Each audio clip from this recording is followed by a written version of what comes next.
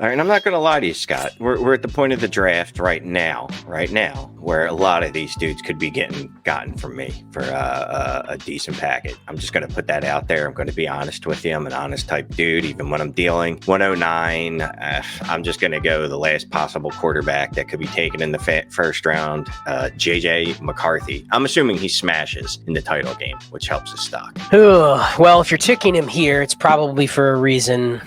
Namely that he's a first-round quarterback. Different narrative than with Penix, but there's another quarterback, definitely, most likely the first or the last quarterback off the board. So I can see why you would take him. I think there's a lot of receivers that could go. So I think people that are in this range or below it are not going to be starving to trade up unless they want a quarterback. If you're sitting there at 111 and you know, hey, there's 4 good receivers I would take, I'm going to get one. Especially if you have multiple leagues like us, we're probably not sweating trading up from the 201 to the 111 in a lot of cases, the way that it looks right now. So it's hard for me to put together a trade offer for this, but I'm going to assume that I do for some reason want to get that last quarterback off the board. So I'm going to see where Shane is at. I know he's not going to probably want a running back.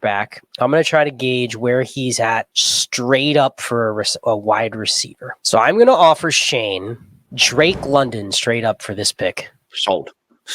So you are giving up Drake London, or you are taking Drake London over the wide receiver 4 and below in this class. Yeah, I got to be honest with you. I thought you were going to offer me Drake London for Rome, and I was going to take that too. So no, yeah. Drake London for this pick. I think a lot of people would be fine re-rolling for another receiver in this class. Drake London is wide receiver 22 right now, and I think a lot of people would be willing to re-roll on that if they got, especially if there's a guy they like. Because here's the thing, there's going to be another couple first-round receivers. Yeah. I don't know who they are. I don't know where they're going to go. There's going to be a couple, which means there's going to be people in the league selling themselves on how this is a re-roll for getting off of Drake London. So very easy deal. 1 for 1. I needed a quarterback. I sent you a receiver. You passed on a receiver to draft the quarterbacks there. So clearly the needs were lined up in some capacity. 110. So at 110, I'm going to go right back to the wide receiver. Well, we've kind of beaten the quarterbacks as much as we're going to be able to beat them. Wide receivers, we've had 3 off the board. I am going to draft wide receiver Brian Thomas from LSU. I think the LSU helmet is going to help Brian Thomas a little bit in this draft. So we're going to take Brian Thomas at 110. But Shane, you know this is a pick that I've been very outspoken about. Hey, I'm willing to shop this pick. It's been on the block since the season ended because I had no clue who the hell is going to be there at the 110. But it's Brian Thomas. He's a first-round pick, probably a pick outside the top 20, so goes to a team that theoretically is already in the playoffs. Brian Thomas, what are you willing to offer me for him? Well, I'm going to think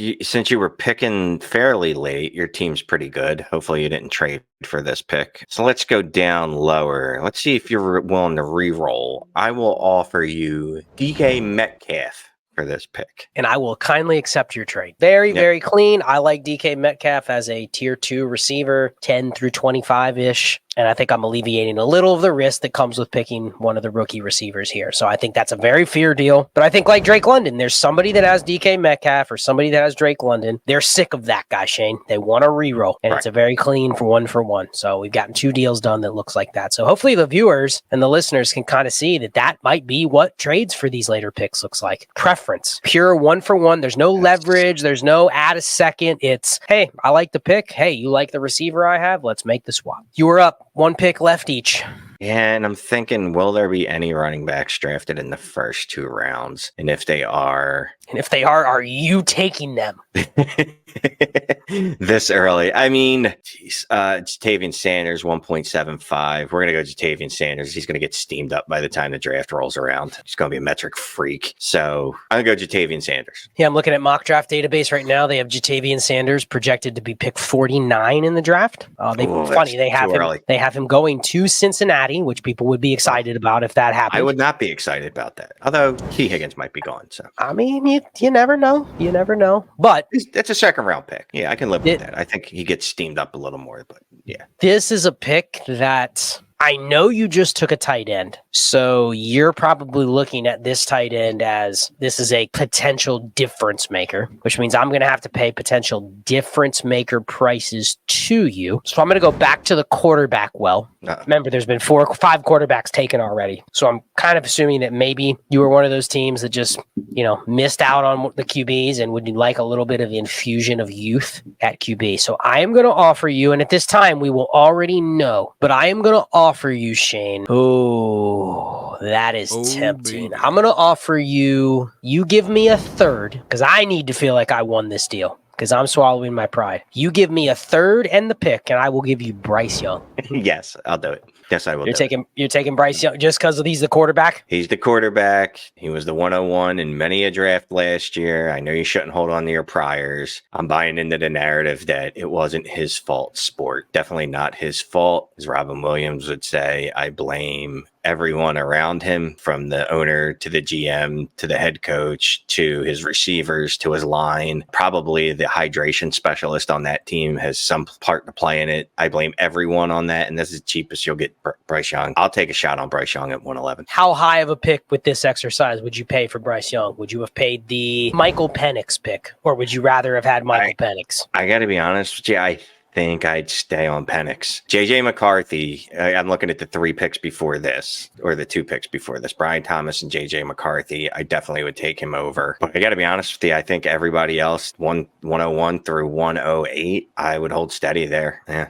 Okay. So I guess my price, at least I know my price, so I'm willing to pay for Bryce Young. Yeah, I mean, and that's now. You never know if there's going to be another player that jumps into that tier. So I think it's, if you want Bryce, that's probably the range to go after him with. So I like that deal. All right, so last pick, I'm going to take Keon Coleman. I don't love Keon Coleman. I've seen too many people already saying he's the guy of this class to be a little leery of, but he is going to get drafted probably in the top 20, especially if Harrison and Neighbors go in the top 5 and then Adunze goes in the top 10 or so. Like whoever the next receiver off the board is probably going to end up being 15, 17, 19, something like that, which is good draft capital. So we're going to take Keon Coleman. Now, I think for purposes of this exercise, I'm ecstatic to get Keon Coleman at 112. Meaning I'm laughing at the guy that took J.J. McCarthy and Jatavian Sanders ahead of him. And I like Keon Coleman better than Brian Thomas for this exercise. So Shane, right. I made it crystal clear. I'm talking shit in the chat. What a steal. He should have gone at 109. You guys let me get Keon Coleman at 112. He got drafted 15th overall. He went to a spot that everybody likes. Shane, what are you offering me here? So I don't know if you were around earlier. I got George Pickens and a 25 first for Rome Odunze. Maybe I do want to get into this wide receiver class. I will offer you George Pickens and a second for Keon Coleman. Tugging at my heartstrings. So I'm going to accept your trade just because I would probably take George Pickens for a pick in this range as well. I'd be willing to pay a late first for George Pickens. And then you're throwing me in a free second. I'm going to take that deal. And then I'm going to accept it and then refresh the app to make sure George Pickens shows up on my team. And then I will say, Shane, you didn't even have to add that second. You could have done it straight up.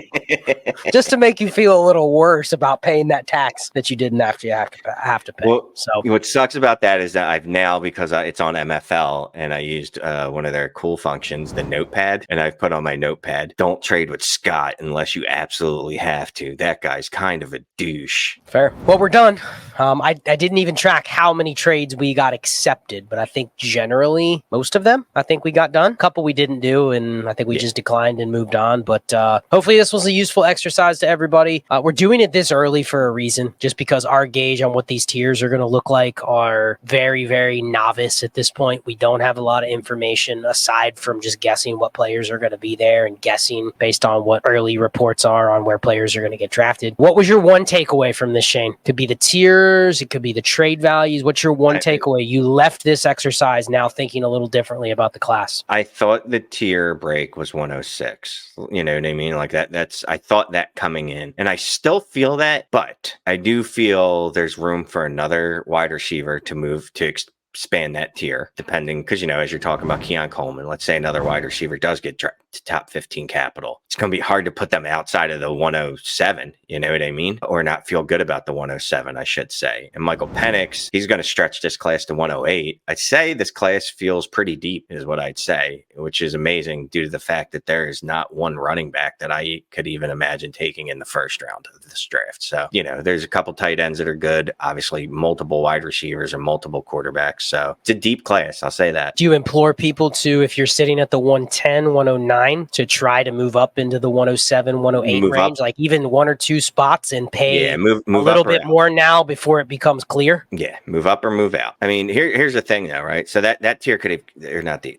tier, but the break could even move back even further. Obviously, there's the elite tier could move back even further depending on how many wide receivers, right? There's a lot of chatter about how many wide receivers are going to go in the first round and quarterbacks. Like we could end up having 11 between the two positions in the first round, which would make a super flex draft hilarious and fun when you throw Brock Bowers in there. All right, so there you go. Hopefully that helps people with navigating these pre-draft, pre-combine, pretty much all information other than the player list trades. This was fun, Shane. This was very fun. Hopefully we can do more of something like this. Maybe update this in a couple months to see how our thoughts have changed and see how the trade market has changed when we get into like free agency. But Happy New Year to everybody. Let's start this season off strong. Back to the foundations of roster construction and far away from the daily grind of the news wire and the injury wire. So good luck to everybody as we start the off season, and Mannequin Chill is out.